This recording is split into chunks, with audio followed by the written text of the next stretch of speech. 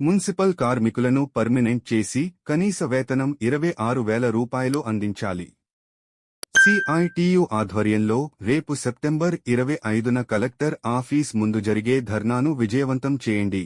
Municipal కార్మికులను permanent చేసి కనీస వేతనం 26,000 రూపాయలు అందించాలని, 25 లక్షల ప్రమాద బీమా సౌకర్యం కల్పించాలని, కార్మికంగా ఉన్న పెండింగ్ పీఎఫ్, ఈఎస్ఐ సమస్యలను పరిష్కరించి పీఆర్సీ బకాయిలను అందించాలని పలు డిమాండ్లతో municipal workers employees union CITU రాష్ట్ర కమిటీ పిలుపులో భాగంగా ఈ రోజు సిరిసిల్ల మున్సిపల్ కమిషనర్ని కలిసి వినతిపత్రం అందించడం జరిగింది.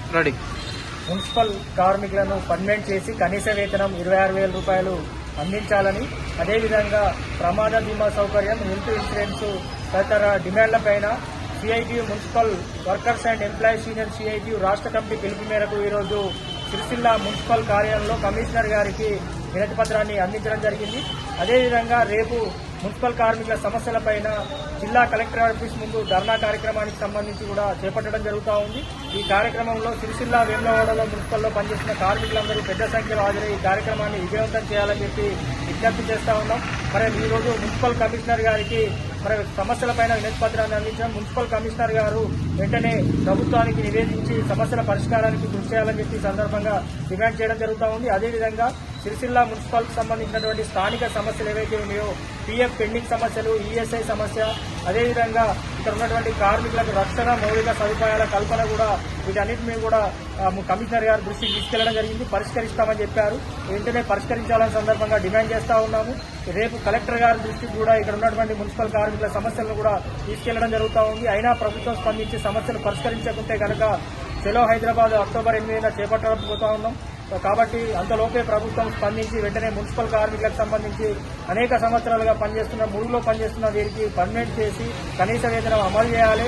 అదేవిధంగా వీరి ప్రజల ప్రాణాల కోసం పనిచేస్తున్న వీరి ప్రాణాలకు సంబంధించి చనిపోతే కూడా ఎలాంటి నష్టపరిహారం లేదు, ప్రమాద బీమా సౌకర్యం లేదు. కాబట్టి ఆ ప్రమాద బీమా సౌకర్యం అందించాలి. అదేవిధంగా విపరీతంగా పనిభారం ముక్కుతున్నటువంటి పరిస్థితి ఉంది. మరి కరోనా సందర్భంగా వారి ప్రాణాలకు తెగించి పనిచేసిన కార్మికుల పట్ల ఈ ప్రభుత్వాలు నిర్లక్ష్యంగా వేరేస్తా ఉన్నాయి. వారితో పనిచేయించుకోవడం పైన ఉన్నటువంటి శ్రద్ధ వారి సమస్యల పరిష్కారం పైన ఉండడం లేదు. ఇప్పటికైనా జిల్లా కలెక్టర్ గారు వెంటనే సమీక్ష జరిపి స్థానికంగా ఉన్నటువంటి సమస్యలపైన పరిష్కరించాలని విధంగా చర్యలు తీసుకోవాలి.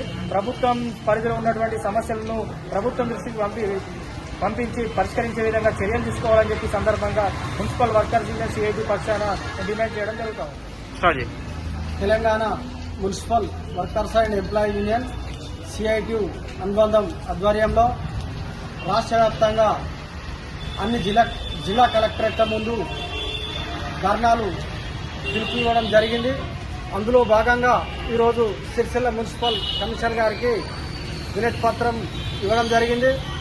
మరి రేపు సిరిసిల్ల వేములవాడ మున్సిపల్ జిల్లాలోని 2 మున్సిపల్లో మున్సిపల్ కార్మికులందరూ కలెక్టరేట్ కార్యాలయం ముందుకు వచ్చి ధర్నా చేయాలని, ఈ యొక్క ధర్నాలో అందరూ పాల్గొనాలని, మరి మన మున్సిపల్ కార్మికుల సమస్యలైనటువంటి ప్రధానంగా కనీస వేతనం 26,000 రూపాయలు కావాలని, కార్మికులందరినీ పర్మనెంట్ చేయాలని, తదితర డిమాండ్లపైన మరి ఇదే విధంగా రేపు కలెక్టరేట్ల ముందు ధర్నా అయిన తర్వాత మరి అక్టోబర్ 8వ తారీఖు నాడు చలో హైదరాబాద్ సిడిఎంఏ కార్యాలయం ముందు ధర్నాకు కూడా పిలుపులు ఇవ్వడం జరిగింది.